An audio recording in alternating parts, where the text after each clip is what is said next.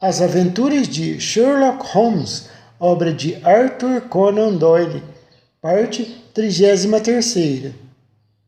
O Aleijado. Certa noite de verão, alguns meses após o meu casamento, eu estava sentado sozinho no sofá, me distraindo com um romance velho, pois o dia de trabalho fora exaustivo. Minha mulher já havia subido, e o ruído da porta sendo trancada algum tempo depois indicava que os criados também já tinham se recolhido. Levantei-me da poltrona e saí andando pela casa. Eis que de repente ouço a campainha tocar. Olhei para o relógio. Eram 23h45. Não podia ser uma visita em hora tão tardia. Um paciente, era claro, e talvez uma consulta que levasse a noite inteira. Resignado, fui até o vestíbulo e abri a porta. Eis que, para minha surpresa, dei de cara com Sherlock Holmes no patamar. Ah, Watson, esperava chegar a tempo de pegá-lo ainda de pé, disse Holmes. Entre, meu caro amigo, por favor. Você parece surpreso, e não sem razão, Watson. Aliviado também, creio eu. É fácil perceber que você está habituado a usar o uniforme, Watson. Jamais passará por civil 100% enquanto mantiver o hábito de levar o lenço na manga. Pode me hospedar esta noite? Claro, meu amigo. Entre, Holmes. Você disse que tinha acomodações para um solteiro e vejo que não está hospedando ninguém no momento. Sua chapelaria anuncia isso. Ficarei encantado de você dormir aqui, Holmes. Entre.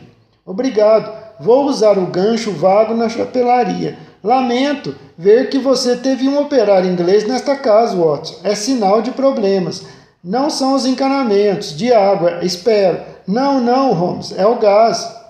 Ah, ele deixou 2 marcas de solas tacheadas no seu linoléu, exatamente no lugar onde incide a luz. Não, obrigado, Watson. Já jantei em Waterloo. Eu ofereci a Holmes jantar.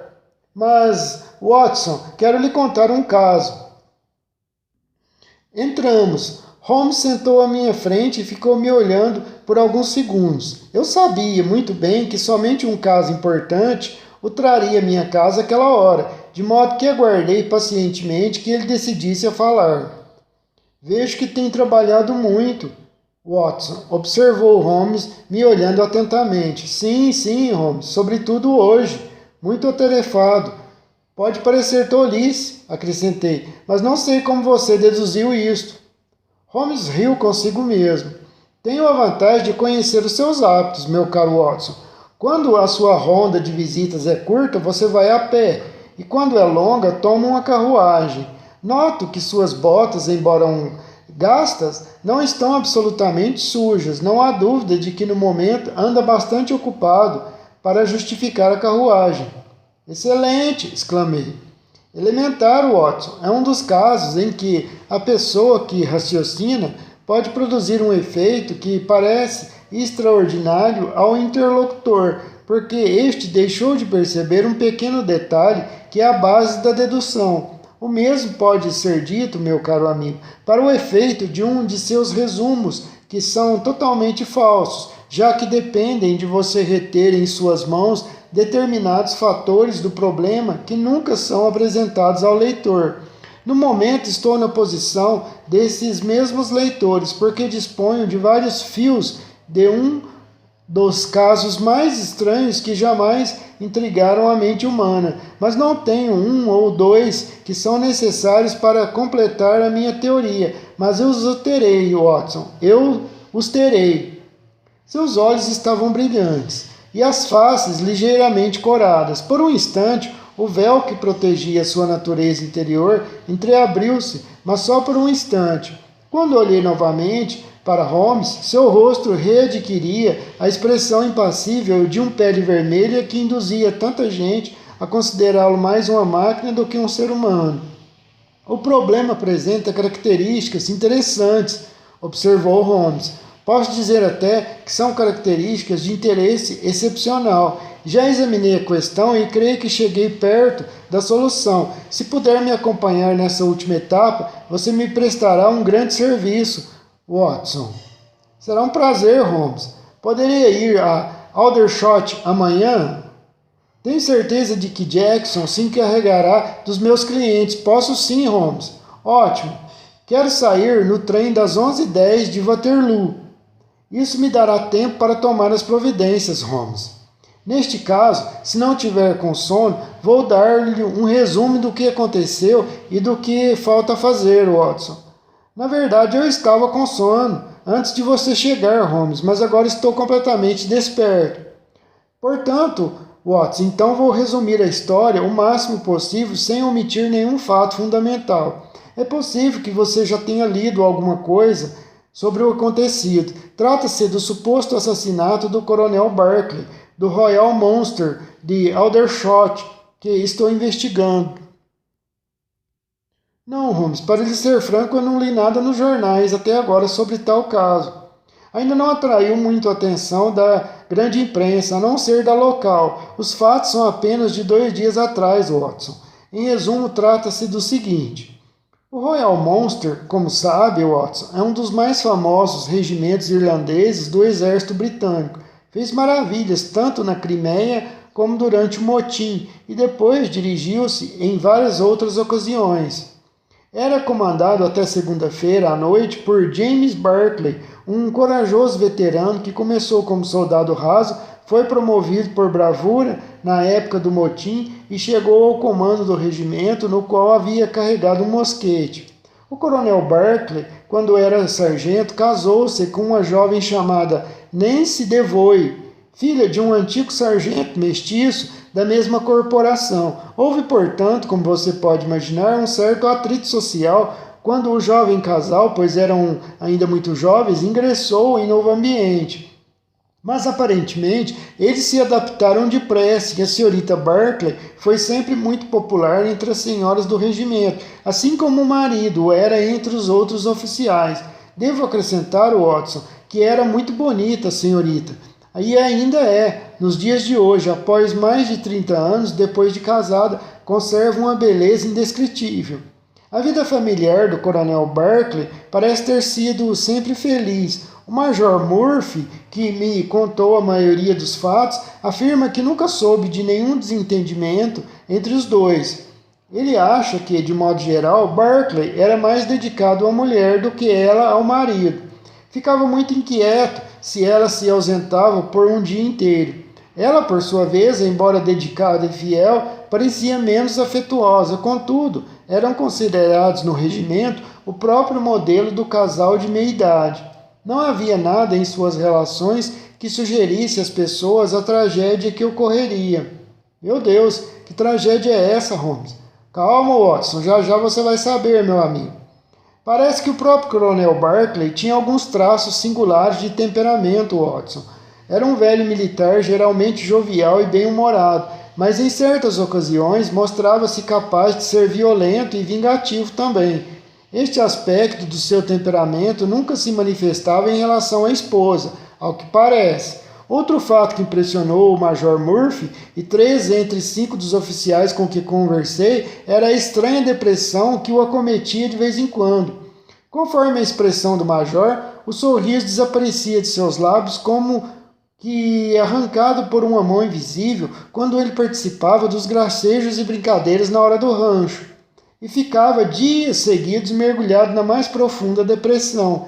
Isto e uma certa dose de superstição eram os únicos traços incomuns do seu temperamento observados pelos colegas de farda.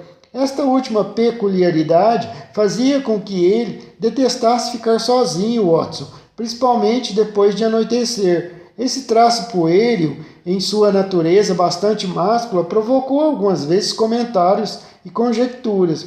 O 1º Batalhão da Royal Monster está sediado em Aldershot há alguns anos. Os oficiais casados residiam fora dos alojamentos e o coronel, quando era comandante, ocupava uma vila chamada Lachine, localizada a cerca de 1 quilômetro do campo norte. A casa é cercada de jardins, mas o lado oeste não fica a mais de 30 metros da estrada. A criadagem é formada por um cocheiro e 2 criadas, Watson. Além dos patrões, são os únicos moradores de Lachine. pois os Barclays não têm filhos e não costumam receber visitantes locais. Watson, vamos agora aos fatos ocorridos em Lachine entre 21 horas e 22 horas da última segunda-feira. A senhorita Barclay é membro da Igreja Católica e muito interessada no estabelecimento da Confraria de São Jorge, fundada em conexão com a capela de Watt Street, com o objetivo de distribuir roupas e alimento aos pobres. Havia uma reunião da confraria às 20 horas e a senhorita Barclay jantou apressadamente para poder comparecer. O cocheiro ouviu-a fazer uma observação banal ao marido, garantindo-lhe que voltaria logo. Chamou então a senhorita Morrison, uma jovem que mora na casa ao lado, e as duas saíram juntas para a reunião. Esta durou 40 minutos e eram 21h15 quando a senhorita Barclay voltou, depois de deixar em casa a senhorita Morrison. Em Lachine, Watson, há um aposento usado como sala de estar que dá para a estrada. Grandes portas de vidro abrem-se para um gramado que tem 30 metros de extensão e é separado da estrada apenas por um muro baixo, encimado por uma grade de ferro. Foi para esta sala que a senhorita Barclay se dirigiu ao chegar. As venezianas não estavam abaixadas, porque a sala raramente era usada à noite, mas a própria senhorita Barclay acendeu um lampião e tocou a campainha pedindo a Jane Street, a criada, que lhe trouxesse uma xícara de chá, o que era contrário até aos seus hábitos. O coronel estava na sala de jantar, mas ao perceber que a mulher já havia voltado, foi encontrá-la na sala de estar. O cocheiro viu quando ele atravessou o corredor e entrou na sala. Depois disso, ele não foi visto mais com vida, Watson. Meu Deus, meu amigo Holmes, que tragédia! Calma, Watson, já você vai entender. O chá pedido foi levado 10 minutos depois, mas a criada, ao aproximar-se da porta, surpreendeu-se ao ouvir vozes dos patrões numa violenta discussão. Bateu sem receber resposta alguma e chegou a girar a maçaneta. Percebeu, portanto, então que a porta estava fechada, trancada por dentro. É natural que tenha ido correndo contar à cozinheira e duas, juntamente com o cocheiro, foram até o vestíbulo para escutar a discussão que prosseguia. Todos afirmam que só ouviram duas vozes, a de Barclay e a da sua mulher. As observações do coronel eram feitas em tom brusco e abafado, inaudível para os criados. As duas senhoras disseram que a da senhora era amargas, e quando ela ergueu a voz, ouviram-na com nitidez repetidas vezes dizer: covarde, covarde. Esses fragmentos de discussão terminaram num repentino grito medonho emitido pelo homem, seguido do ruído de uma queda e no grito agudo da mulher. Convencido de que acabava de ocorrer uma grande tragédia, o cocheiro aproximou-se da porta e tentou arrombá-la, enquanto os gritos se repetiam lá dentro. Não conseguiu quebrar a fechadura e as criadas estavam aturdidas demais para ajudá-lo. Eis que de repente ele teve uma ideia. Atravessou o vestíbulo e contornou a casa até o gramado, para onde se abriam as portas e janelas. Uma parte delas estava aberta, o que, pelo que soube, era comum agora no verão, e ele entrou na sala com facilidade. A patroa tinha deixado de gritar e estava desmaiada no sofá, enquanto o infeliz militar, os pés surgindo por cima do braço de uma poltrona, a cabeça no chão, junto à guarda da lareira, estava morto. Ah, só pode ser a esposa, Holmes. Com certeza foi a esposa durante a briga.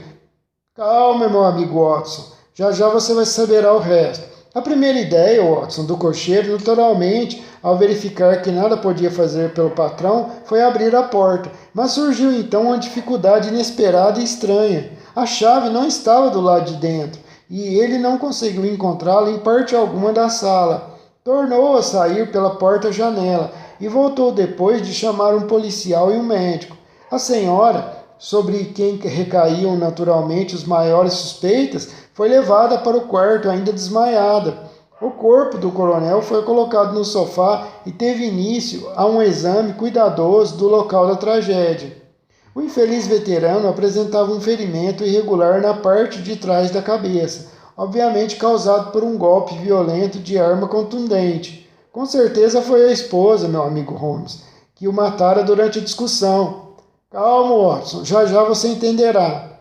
Não foi difícil, Watson, adivinhar qual seria a arma. No chão, perto do corpo, havia um bastão. Ah, não estou dizendo, meu amigo Holmes. Calma, Watson. Um bastão de madeira entalhada, meu amigo, com um cabo de osso. O coronel possuía uma coleção variada de armas trazidas dos diferentes países onde havia lutado, e a polícia levantou a hipótese de que a bengala era um dos seus troféus. Os criados negam tê-la visto antes, mas entre as numerosas curiosidades existentes na casa, é possível que aquela tivesse passado despercebida de todos. A polícia não constatou mais nada de importância na sala, exceto o fato inexplicável de a chave não ter sido encontrada com a senhorita Barclay, nem com a vítima, e nem em qualquer lugar do recinto. A porta teve de ser aberta por um serralheiro de Aldershot. Esta era a situação, Watson. Quando na manhã de terça-feira, a pedido do Major Murphy, fui para Aldershot a fim de colaborar com as investigações da polícia. Você perceberá que o problema já era interessante, mas as minhas observações logo me fizeram perceber que ele era, na verdade, muito mais extraordinário do que parecia à primeira vista. Antes de examinar a sala, interroguei os criados, mas só consegui obter fatos já conhecidos. Um detalhe interessante foi lembrado por Jane Stewart, a criada. Você deve recordar que, ao ouvir a discussão, ela desceu e voltou com os outros criados. Na primeira vez, quando estava sozinha, diz que os patrões falavam em voz tão baixa que mal ouviu o que diziam, calculando pelo tom e não pelas palavras que os dois estavam discutindo.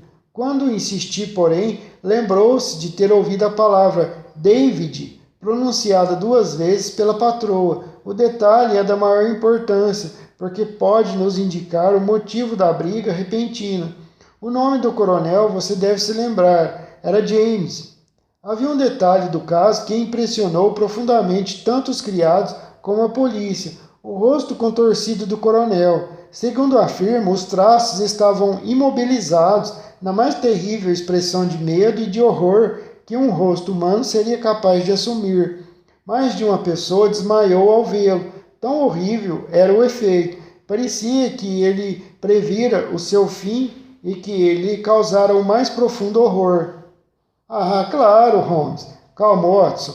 Claro que este detalhe se encaixava na teoria da polícia, isto é, de que o coronel viu a sua própria esposa agredi-lo com a intenção de matá-lo. Sim, meu amigo Watson. Sim, era isso. O fato do ferimento se achar na parte posterior da cabeça. Holmes, era isso que, meu amigo? Com certeza foi a esposa que o agrediu. Por isso mesmo é que a polícia acha essa expressão terrível em seu rosto, vendo a própria esposa querendo matá-lo. Calma, Watson, já já você entenderá. Como estava dizendo, o fato de o ferimento se achar na parte posterior da cabeça não era objeção importante, já que ele poderia ter se virado para evitar o golpe. Sim, Holmes, certamente. Watson, não foi possível obter nenhuma informação da própria mulher, que perdeu temporariamente o juízo em consequência de uma meningite aguda. Holmes, interessante o caso, meu amigo, mas com certeza foi a esposa. E a doença é a consciência lhe culpando, algo do tipo, por isso, e ficou doente. Eu sou médico, Holmes, você sabe. Quando uma pessoa fica muito abalada com alguma culpa, o seu organismo se enfraquece. Você sabe disso também, Holmes. Calma, Watson. A polícia informou que a senhorita Morrison, que havia saído naquela noite com a senhorita Berkeley, disse que não sabia o que poderia ter causado o mau humor de sua amiga quando ela voltou para casa. Depois de reunir esses fatos, Watson, fiquei a pensar por algumas horas para separar os fundamentais dos raramente acidentais. Sem dúvida alguma, o ponto mais relevante, meu amigo, e sugestivo do caso era o estranho desaparecimento da chave. Apesar de busca minuciosa, não foi encontrada na sala, portanto, fora levada dali por alguém. Com certeza, a tal chave fora levada dali, mas nem o coronel nem sua mulher poderiam tê-la levado. Isso era bem claro. Neste caso, uma terceira pessoa havia entrado na sala, e essa terceira pessoa só podia ter entrado pela porta-janela. Já sei, Holmes, algum amante da esposa do coronel, com certeza. Calma, Watson. Não é nada disso. Achei que um exame cuidadoso da sala e do gramado revelaria indícios desse indivíduo. Você conhece meus métodos, Watson. Não deixei de aplicar um só a essa investigação e acabei descobrindo indícios mais bem diferentes daqueles que esperava encontrar. Um homem havia estado na sala depois de atravessar o gramado vindo da estrada. Ah, Holmes, não estou dizendo? Aí tem. Essa senhora tem algum amante, brigou com o esposo, durante a briga ligou o PO na cabeça, o matando. Com certeza é isso, Holmes. Ela tem um caso com algum outro homem. Por isso, o marido descobriu, ou já estava desconfiado, ocorreu a discussão. Durante a discussão, eles se agrediram e ela acabou matando o esposo. Calma, Watson, chegarei lá. Consegui encontrar 5 pegadas nítidas, uma na própria estrada, no ponto em que ele galgara o muro baixo, 2 no gramado e 2 muito leves na madeira encerrada perto da janela, por onde havia entrado. Aparentemente, ele havia atravessado correndo o gramado, porque a marca da parte anterior dos pés era mais profunda, que é do calcanhar. Mas não foi o homem que me surpreendeu, e sim seu companheiro. Companheiro, Watson? Você está me perguntando isso? Sim, meu amigo. Você me interroga com os olhos, Watson, mas é isso mesmo, um companheiro. Holmes tirou do bolso uma grande folha de papel fino e desdobrou-a cuidadosamente sobre os joelhos. O que acha disso, Watson? Perguntou. O papel estava coberto de marcas de pegadas de um animal de pequeno porte, patas de 5 dedos com vestígios de unhas longas, e as marcas inteiras não eram maiores do que uma colher de sobremesa. É um cachorro, pequeno, eu disse. Já ouviu falar de algum cão que subisse numa cortina, Watson? Encontrei marcas nítidas deixadas por este animal na cortina. Um macaco, então, Holmes? Mas isso não é pegada de macaco, Watson. Então o que será? Nem cão, nem gato, nem macaco, nem qualquer animal do nosso conhecimento. Tentei reconstituí-lo com base nas medidas. Aqui estão 4 pegadas do local onde o animal estava imóvel. Como vê, não há mais de 40 centímetros entre as patas dianteiras e as traseiras. Acrescente a isso o comprimento do pescoço e da cabeça e verá que o animal tem cerca de 60 centímetros ao todo. Provavelmente mais, se tiver cauda, obviamente. Mas observe esta outra medida, Watson. O animal estava em movimento. Temos, portanto, a largura do seu passo. Em cada caso, não ultrapassa 8 centímetros. Temos aqui a indicação de um corpo longo, ao qual estão ligadas pernas muito curtas.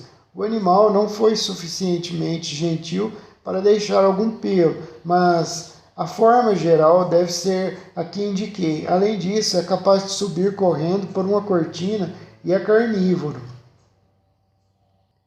Mas como deduziu isto, Holmes?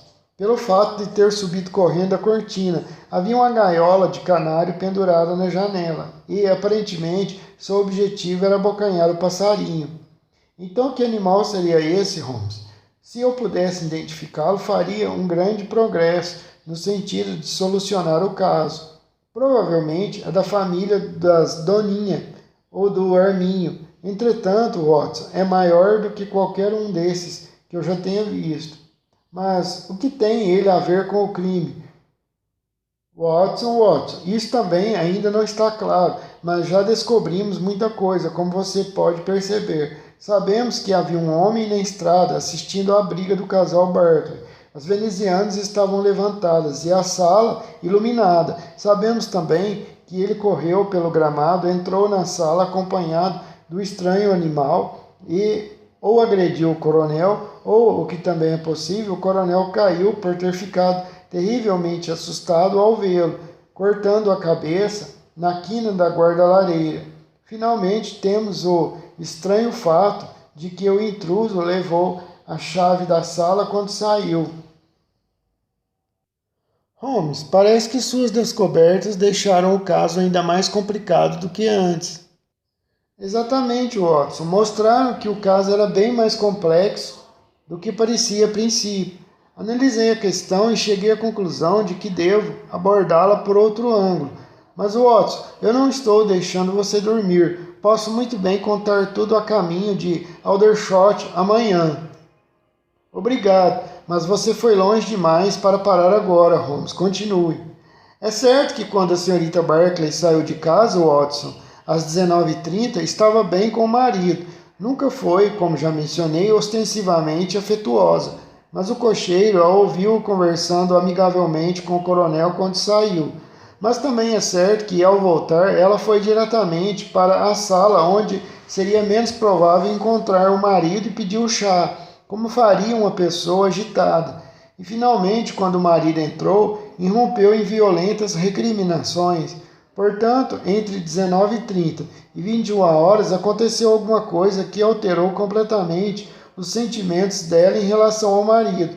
Mas a senhorita Morrison esteve ao seu lado durante aquela hora e meia. Tem certeza absoluta, portanto, de que, apesar da negativa, ela sabia de alguma coisa. Minha primeira hipótese foi de que houve algum episódio entre a moça e o velho soldado e que ele confessou tudo à esposa. Isso explicaria a raiva na volta e também o fato de a moça negar que tivesse acontecido alguma coisa. A hipótese não seria totalmente incompatível com a maioria das palavras ouvidas, mas havia a referência a David e a conhecida afeição do coronel pela mulher pesando contra isso, para não mencionar a tragédia da intromissão desse outro homem, que poderia, é claro, não ter nada a ver com o que aconteceu. Não foi fácil tomar uma decisão, mas de modo geral, Watson, eu estava inclinado a afastar a ideia de que houve alguma coisa entre o coronel e a senhorita Morrison, embora estivesse mais convencido do que nunca de que a moça tem a pista do que transformou em ódio o afeto da senhorita Barclay pelo marido. Enveredei pelo caminho óbvio, portanto, visitando a senhorita Morrison e explicando que eu estava absolutamente convencido de que ela sabia dos fatos e afirmando que sua amiga, a senhorita Barclay, poderia parar no banco dos réus se o caso não fosse esclarecido. A senhorita Morrison, Watson, é uma jovem miúda e etérea, de olhos tímidos e cabelos louros, mas não lhe faltam argúcia e bom senso. Ficou refletindo durante algum tempo a respeito das minhas palavras e depois, virando-se para mim, com ar decidido, fez esta declaração extraordinária que resumirei para você. Prometi à minha amiga não falar nada sobre o caso, e promessa é promessa, mas se eu puder realmente ajudá-la, quando ela está sendo acusada de uma coisa tão grave e seus próprios lábios estão selados pela doença, creio que estou dispensada do compromisso. Vou contar exatamente o que se passou na noite de segunda-feira, Sr. Holmes. Estávamos voltando da missão de Watt Street por volta de 20h45 e no caminho tínhamos que passar por Hudson Street, uma rua muito tranquila. Apenas um lampião do lado esquerdo e quando nos aproximávamos dele, vi um homem caminhando na nossa direção, costas muito curvadas e com uma coisa parecida com uma caixa equilibrada sobre um dos ombros. Parecia aleijado, pois mantinha a cabeça baixa e caminhava de joelhos inclinados. Quando passamos por ele, o homem ergueu a cabeça para olhar a luz do lampião, parou e gritou com uma voz assustadora: Meu Deus, é Nancy! A senhorita Barclay ficou extremamente pálida e teria caído no chão se aquela criatura horrível não a tivesse segurado. Eu ia chamar a polícia quando ela, para minha surpresa, dirigiu-se ao sujeito em tom polido, como se o conhecesse. Pensei que tivesse morrido há 30 anos, Henry, disse com a voz trêmula. E estive morto, respondeu ele. Horrível ouvir o tom de sua voz foi, Sr. Holmes. Tinha o rosto muito moreno, assustador, e olhos brilhantes que me aparecem em sonhos. Os cabelos e as suíças eram grisalhos, e a pele muito marcada, de rugas como uma maçã murcha. Vá andando um pouco, meu bem, disse a senhorita Barclay. Quero falar com este homem. Não há nada a temer, pode ir, minha amiga. Tentava falar com serenidade, mas continuava extremamente pálida e mal conseguia articular as palavras. Tão trêmulos estavam seus lábios. Fiz o que a minha amiga pediu e os dois conversaram durante alguns minutos. Em seguida, ela desceu a rua de olhos faiscantes e viu o aleijado de pé junto ao lampião, sacudindo no ar os punhos cerrados como se estivesse enfurecido.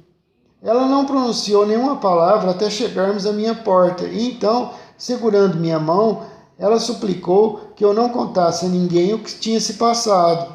É um velho conhecido meu que decaiu na vida, ela disse. Quando prometi que não contaria nada, ela me beijou e depois disse: não tornei a vê-la depois disso. Contei toda a verdade e não a revelei à polícia foi por ter percebido o perigo que corria minha amiga. Sei que só pode ser vantajoso para ela que tudo se esclareça. Este foi o relato, Watson, e para mim, como pode imaginar, foi como uma luz em noite escura. Tudo o que parecia desconexo antes começou logo a ocupar seu lugar verdadeiro, e eu tive um pressentimento sombrio de toda a sequência dos acontecimentos. Minha previdência, segundo é óbvio, foi procurar o homem que tinha impressionado tanto a senhorita Berkeley. Se ainda estivesse em Aldershot, não seria difícil encontrá-lo. Não há muitos civis ali e um homem deformado chamaria muito atenção. Passei o dia nessa busca e, ao anoitecer de hoje, Watson, eu o encontrei. Ele se chama Henry Wood e mora na rua em que as duas senhoras o encontraram. Está há apenas 5 dias no lugar. Fazendo papel de agente de registros, tive uma conversa muito interessante com a senhora. O homem é mágico e ator profissional e ha assustado bastante a senhoria. Ele percorre à noite as cantinas onde se exibe como mágico. Carrega numa caixa um animal que parece ter assustado bastante a senhoria. Ela afirma nunca ter visto criatura semelhante. O homem utiliza o animal em algumas das mágicas, segundo ela contou. Revelou-me tudo isso e também não sabe como o homem consegue viver de tão torto que ele é. Fala às vezes numa língua estranha e nas 2 últimas noites ela o ouviu gemer e chorar no quarto. Aparentemente tinha dinheiro, mas o depósito que pagou incluía o que ela achou que era florim falso. Mostrou-me a moeda, Watson. Era uma rúpia indiana. Agora, meu caro amigo, você sabe exatamente em que ponto estamos e por que preciso da sua ajuda. É óbvio que, quando as mulheres se afastaram, o homem a seguiu à distância e assistiu à briga entre o marido e a mulher pela janela.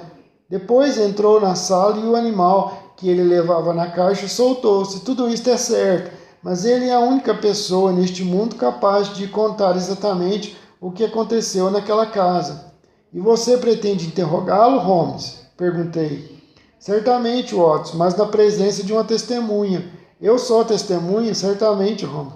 Sim, meu amigo Watson. Se quiser ter a bondade, claro, Watson. Caso o homem seja capaz de esclarecer a questão, tudo bem. Se ele se recusar, não temos alternativa a não ser pedir um mandado de prisão. Holmes, mas como sabe que ele estará lá quando chegarmos? Tomei certas precauções, Watson. Deixei de guarda um dos meus rapazes de Baker Street, alguém que não o perderá de vista um instante, para onde quer que ele vá. Nós o encontraremos em Hudson Street amanhã, Watson.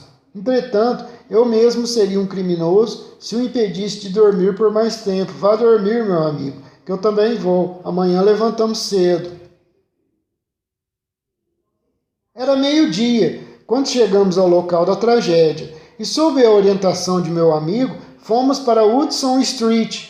Apesar de sua capacidade de ocultar as emoções, eu percebia que Holmes estava numa excitação contida e eu mesmo vibrava com aquele prazer meio esportivo, meio intelectual que invariavelmente sentia quando participava das suas investigações. É esta a rua, disse Holmes, enveredando por uma ruazinha curta de casas modestas de 2 andares e fechadas de tijolos. Ah, aí vem Simpson para fazer seu relatório. Ele está em casa, Sr. Holmes, anunciou um pequeno árabe correndo ao nosso encontro. Ótimo, Simpson, aprovou Holmes, dando-lhe um tapinha nas costas. Vamos, Watson, a casa é esta. E enviou seu cartão com o recado de que se tratava de assunto importante. Alguns minutos depois, estávamos diante do homem que procurávamos. Apesar do dia quente, ele se inclinava sobre o fogo e o quarto minúsculo parecia um forno. Sentado numa cadeira, completamente torto e encolhido, dava uma indescritível impressão de deformidade, mas o rosto que virou na nossa direção, embora moreno e abatido, devia ter sido de uma beleza indescritível quando ele era mais jovem. Olhou-nos desconfiado, com os olhos amarelados, e sem falar ou levantar-se, fez um gesto indicando duas cadeiras. Sr. Henry Wood, que residia na Índia, eu creio, disse Holmes amável. Vim falar a respeito da morte do coronel Barclay. E o que eu saberia a respeito? Perguntou a Holmes o homem. É o que quero verificar. Deve saber que, se o caso não for esclarecido, a senhorita Barclay, velha amiga sua, que sei, será provavelmente a acusada do homicídio. O homem estremeceu violentamente. Não sei quem é, nem como chegou a saber disso, mas jura que é verdade o que está me dizendo?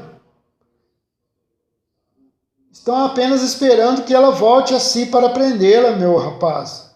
Meu Deus, é da polícia? Não, não sou. Então, o que é que o senhor teve com este caso? É dever de todos zelar para que a justiça seja feita. Juro que ela é inocente, disse o homem. Então o culpado é o senhor? Lhe perguntou Holmes. Não sou. Quem matou o coronel James Barclay, então? Me diga, meu amigo. Foi a justiça divina que o matou. Como assim? Lhe perguntou Holmes.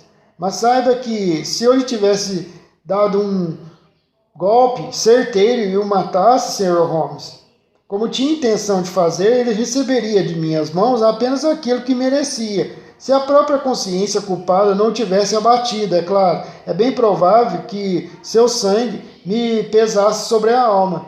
Quer que eu conte a história? Vou contar. Não vejo por que não deveria contá-la, já que não tenho motivos para me envergonhar. Lhe contarei. Foi assim, senhor. Como vê agora, tenho costas de um camelo, sou aleijado e costelas completamente tortas. Mas houve um tempo em que o cabo Henry Wood era o homem mais elegante do batalhão de infantaria. E era muito bonito também, Sr. Holmes. Estávamos na Índia, acantonados, num lugar chamado Burtay. Barclay, que morreu há dias, era sargento da minha companhia e a estrela do regimento. A moça mais bela que já viveu sobre essa terra era Nancy Devoy, filha do sargento mestiço. Dois homens a amavam e ela amava um deles. São capazes de rir ao olhar para este pobre diabo que sou eu aqui, agachado diante do fogo, e ouvir ele dizer que era a mim que ela amava. Mas como já disse, eu era bonito, elegante, muito bonito, diga-se de passagem, todos diziam. Tinha uma bela aparência.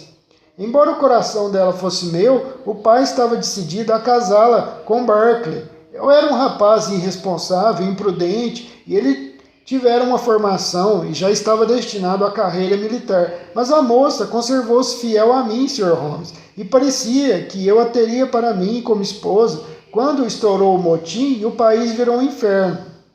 Nosso regimento estava isolado em Burter, com meia bateria de artilharia, uma companhia de sikhs e uma porção de civis, inclusive mulheres.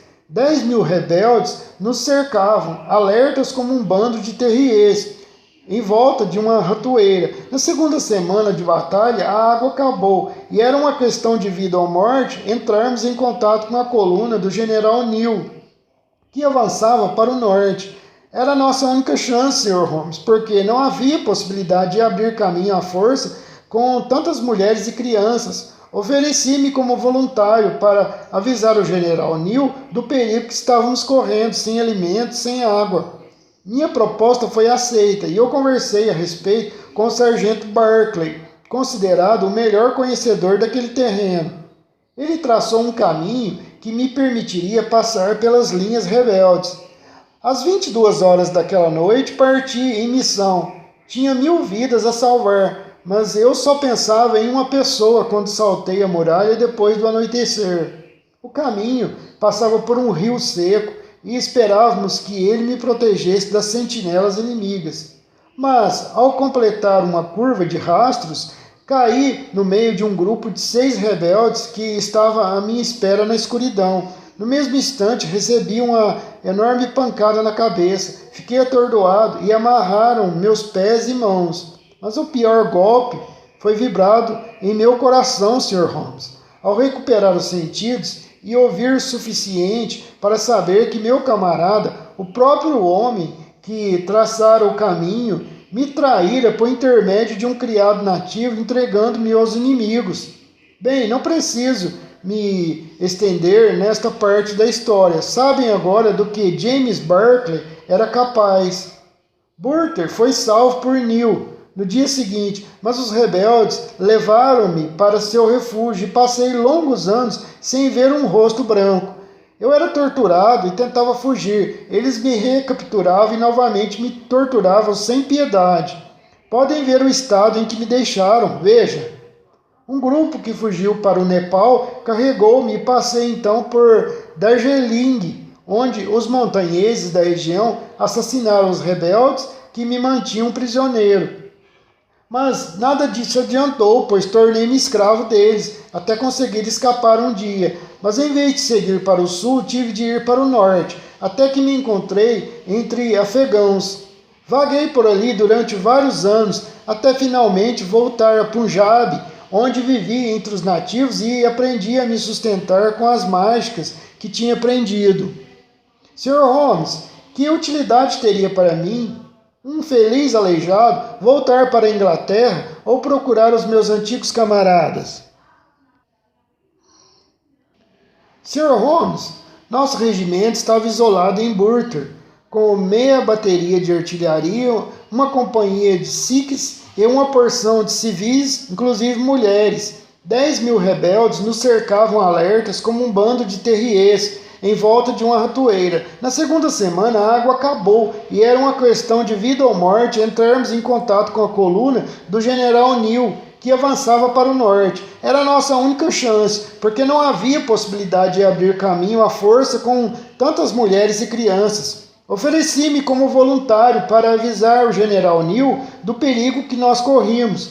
Minha proposta foi aceita e eu conversei a respeito com o sargento Barclay, considerado o melhor conhecedor daquele terreno todo. Ele traçou um caminho que me permitiria passar pelas linhas rebeldes. Às 22 horas daquela noite, parti em missão. Eu tinha 1000 vidas a salvar, mas eu só pensava em uma pessoa quando saltei a muralha depois do anoitecer. Sr. Holmes, o caminho passava por um rio seco e esperávamos que ele me protegesse das sentinelas inimigas. Mas, ao completar uma curva de rastros, caí no meio de um grupo de 6 rebeldes que estava à minha espera na escuridão. No mesmo instante, recebi uma grande pancada na cabeça. Fiquei atordoado e amarraram meus pés e mãos. Mas o pior golpe, Sr. Holmes, foi o vibrado em meu coração. Ao recuperar os sentidos e ouvir o suficiente para saber que meu camarada, o próprio homem que traçara o caminho, me traíra por intermédio de um criado nativo, entregando-me ao inimigo. Bem, não preciso me estender nesta parte da história, né, Sr. Holmes? Sabem agora do que James Barclay é capaz. Burter foi salvo por Neil no dia seguinte, mas os rebeldes levaram-me para seu refúgio e passei longos e longos anos sem ver um rosto amigo. Era torturado e tentava fugir. Eles me recapturavam e novamente me torturavam. Pode ver o estado em que me deixaram, veja. Um grupo que fugiu para o Nepal carregou-me e passei então por Darjeeling, onde os montanheses da região assassinaram os rebeldes que me mantinham prisioneiro. Mas acha que isso adiantou? Tornei-me escravo dos montanheses até conseguir escapar um dia. Mas em vez de seguir para o sul, tive de ir para o norte, até que me encontrei entre afegãos. Vaguei por ali durante vários anos, até finalmente voltar a Punjab, onde vivi entre os nativos e aprendi a me sustentar com as mágicas que tinha aprendido. Que utilidade teria para mim, um infeliz aleijado, voltar para a Inglaterra ou procurar os seus antigos amigos e camaradas e a senhorita Nancy? Nem mesmo o desejo de vingança me levaria a isso. Preferiria que Nancy e meus companheiros pensassem que Henry Wood haviam morrido de pé a que me vissem assim, arrastar-me apoiado num graveto como um chimpanzé. Ninguém duvidou que eu estivesse de fato morto, e era isso mesmo que eu queria. Soube que Berkeley havia se casado com Nancy e que estava sendo promovido rapidamente no regimento, mas nem isso fez com que eu me manifestasse. A velhice traz a saudade da pátria, Sr. Holmes. Passei anos sonhando com os campos verdes e as colinas lindas da Inglaterra. Finalmente decidi revê-los antes de morrer. Economizei moeda sobre moeda para a passagem e vim para onde se encontram os soldados, pois conheço a sua maneira de ser. Sei diverti-los, ganhando assim o suficiente para me sustentar. Sua narrativa é muito interessante, disse Sherlock Holmes. Já soube de seu encontro com a senhorita Nancy Berkeley e que os dois se reconheceram. Suponho que a tenha seguido até em casa e assistido pela janela à alteração com o marido, durante a qual ela deve tê-lo acusado de trair o senhor. Dominado pelos sentimentos, atravessou correndo o gramado e irrompeu na sala. É isso? Sim, Sr. Holmes. Até parece que o senhor estava lá, pois foi o que fiz. Mas quando ele me viu, ele ficou com uma expressão que eu nunca tinha visto em homem nenhum. Uma expressão horrível, horrorosa no rosto, e caiu, batendo assim com a cabeça na guarda da lareira. Mas já estava morto quando caiu. Já estava, Sr. Holmes, não morreu com a pancada. Li a morte no seu rosto com a nitidez com que leio aquele texto sobre a lareira. A minha simples presença foi como um tiro em seu coração culpado. E depois? Depois Nancy desmaiou e eu peguei a chave que ela segurava com a intenção de abrir a porta e pedir socorro. Mas naquele momento achei melhor deixar a situação como estava e fugir dali, pois tudo se voltaria contra mim, é claro, e meu segredo viria à tona se me prendessem. Na pressa, guardei a chave no bolso e deixei cair a bengala enquanto perseguia Ted, que escapara da caixa e subira pela cortina. Assim que consegui prendê-lo de novo, fugi o mais depressa possível. Mas quem é Ted? Perguntou Holmes, inclinando-se. O homem ergueu a parte dianteira de uma espécie de gaiola que estava num canto. No mesmo instante, saltou para fora um belo animal de pelo marrom avermelhado, esguio e ágil, com pernas de arminho, longo bico fino e os mais lindos olhos vermelhos que já vi num animal. É um mangusto, exclamei. Há quem chame assim, e há quem chame de igneumo, disse o homem. Apanhador de serpentes é como eu o chamo. Ted é espantosamente rápido com as cobras. Tenho um aqui sem as presas, e Ted a agarra todas as noites para divertir o pessoal das cantinas. Quer saber mais alguma coisa, Sr. Holmes? Talvez seja preciso recorrer novamente ao senhor se a senhorita Berkeley estiver em sérias complicações, lhe disse Holmes. Neste caso, eu me apresentarei, é claro. Mas, do contrário, não há necessidade de reavivar esse escândalo que envolve um morto. Por mais desprezível que tenha sido o seu modo de agir, o senhor teve, pelo menos, a satisfação de saber que, durante 30 anos, a consciência o censurou amargamente. Ah, lá vai o senhor Major Murphy, do outro lado da rua. Adeus, Wood. Quero saber se aconteceu alguma coisa de ontem para hoje. Conseguimos alcançar o Major antes que ele chegasse à esquina. Olá, Holmes. Deve ter sabido que toda essa confusão deu em nada. O que aconteceu? Perguntou Holmes ao Coronel Murphy. O inquérito está encerrado. O laudo médico demonstrou de modo conclusivo que a morte do Sr. Berkeley foi causada por apoplexia. Um caso muito simples, afinal. Ah, bastante superficial, disse Holmes sorrindo. Vamos, Watson. Creio que não precisam mais de nós em Aldershot. A caminho da estação, observei. Holmes, há um detalhe que ainda não entendi. Se o nome do marido era James e o do outro era Henry, Quem era esse tal de David? Essa palavra, meu caro Watson, poderia ter me revelado toda a história se eu fosse o raciocinador ideal que você gosta tanto de descrever. Evidentemente, trata-se de uma censura. Censura? Sim, David saía do bom caminho de vez em quando, como sabe, e em certa ocasião seguiu o mesmo rumo do sargento James Barclay. Lembra-se daquele caso de Uriah e Betsabá? Meus conhecimentos bíblicos estão um tanto enferrujados, mas você encontrará a história no primeiro ou no segundo capítulo de Samuel. O paciente interno.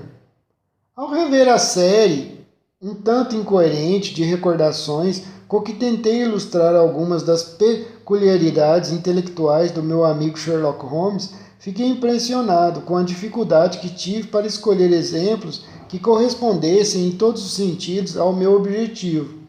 Porque nos casos em que Holmes fez um tour de force de raciocínio analítico e demonstrou o valor dos seus métodos peculiares de investigação, os próprios fatos quase sempre revelaram-se tão tênues ou vulgares que eu não teria justificativa para apresentá-los ao público. Por outro lado, houve casos frequentes em que Holmes se envolveu em alguma pesquisa em que os fatos tinham características extraordinárias e dramáticas, mas sua participação na determinação das causas foi menos marcante do que eu, como seu biógrafo, desejaria. O episódio que registrei como o título de Um Estudo em Vermelho e outro mais tarde ligado à perda do Glory Scott servem como exemplos de Scylla e Caríbides que vivem ameaçando o historiador. É possível que, no caso que me disponho a relatar agora, o papel desempenhado pelo meu amigo não tenha sido suficientemente relevante, mas todo o encadeamento de circunstâncias é tão extraordinário que não posso omiti-lo nesta série. Era um dia abafado e chuvoso de agosto. As venezianas estavam descidas até o meio e Holmes se achava encostado no sofá, lendo e relendo uma carta recebida pela manhã. Quanto a mim, o serviço na Índia me ensinara a suportar melhor o calor do que o frio, e uma temperatura de 32 graus não representava nenhum sacrifício para mim.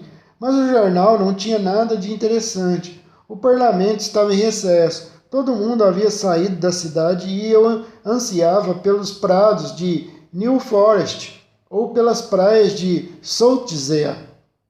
A conta bancária em baixa me forçava a adiar as férias. Quanto ao meu amigo, nem o campo nem o mar tinham qualquer atrativo para ele.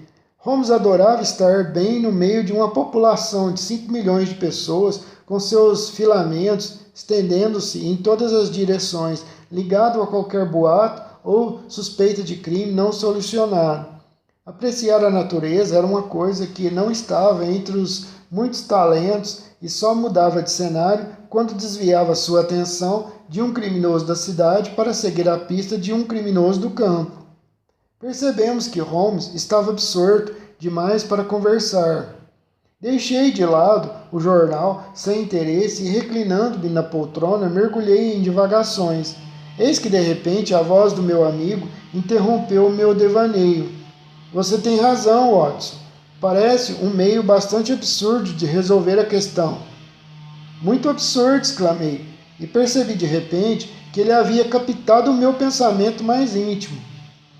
Retesei-me na cadeira e olhei assustadíssimo para Holmes. Que história é essa, Holmes?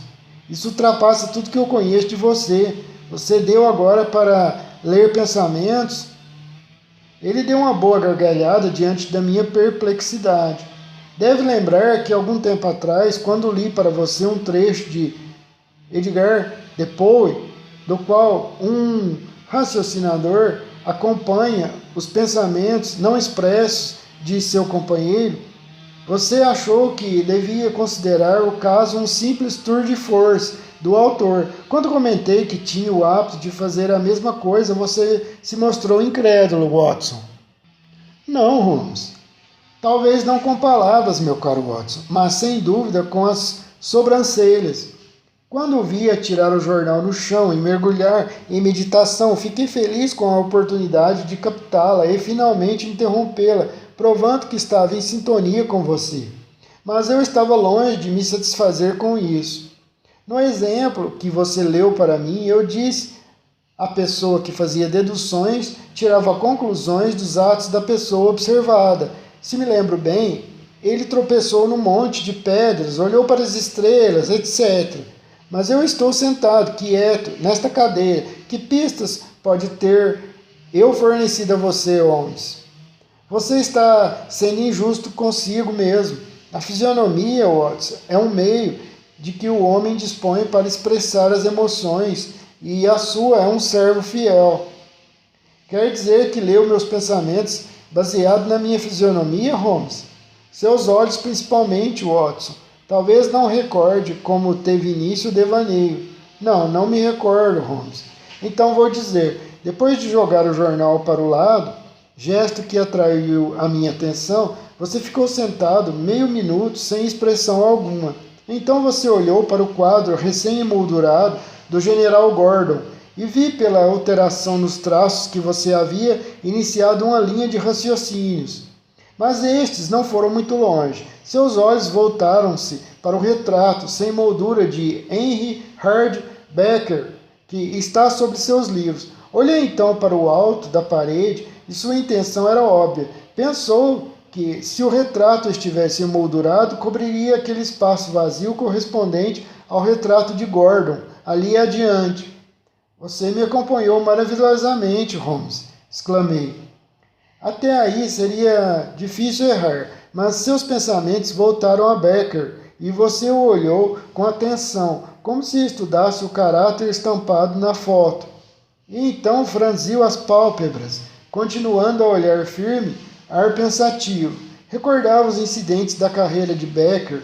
Eu sabia muito bem que você seria incapaz de fazer isso sem pensar na missão que ele empreendeu a favor do Norte durante a Guerra Civil, porque lembro-me de tê-lo ouvido manifestar profunda indignação pela maneira como ele foi recebido pelas camadas mais turbulentas do nosso povo. Você tinha sentimentos tão exaltados sobre isso que eu sabia que não pensaria em Becker sem se lembrar disso também. Quando, instantes depois, vi seus olhos se afastarem do quadro, suspeitei que sua mente se voltara para a guerra civil, e ao observar-lhe os traços severos dos lábios, os olhos brilhantes e as mãos contraídas, tive certeza. Mas em seguida você ficou triste, sacudiu a cabeça. Estava pensando nos sofrimentos, no horror e no desperdício de vidas. Sua mão deslizou até o antigo ferimento e um sorriso leve surgiu nos seus lábios, o que indicou que você estava pensando no lado ridículo desse método de resolver questões internacionais, a guerra. A essa altura concordei com você que era absurdo e tive o prazer de descobrir que minhas deduções estavam corretas. Totalmente. E embora você tenha explicado, confesso que continuo tão abismado quanto antes, Holmes. Foi muito superficial, meu caro Watson, asseguro-lhe. Eu não me intrometeria chamando sua atenção se você não tivesse revelado certa incredulidade no outro dia. Mas a noite trouxe uma brisa. O que diz de um passeio por Londres? Eu estava cansado da nossa sala acanhada e concordei com prazer. Durante 3 horas passeamos juntos, observando o eterno caleidoscópio da vida que fluía e refluía em Fleet Street e no Strand. A conversa característica de Holmes, com sua atenta observação de detalhes e sutil capacidade de dedução, me divertiu e me fascinou. Eram 22 horas quando voltamos a Baker Street. Uma carruagem esperava à nossa porta. Carruagem de médico, clínico geral, pelo que vejo, observou Holmes. Não clinica há muito tempo, mas tem tido muito trabalho. Veio consultar-nos, eu imagino. Ainda bem que estamos de volta.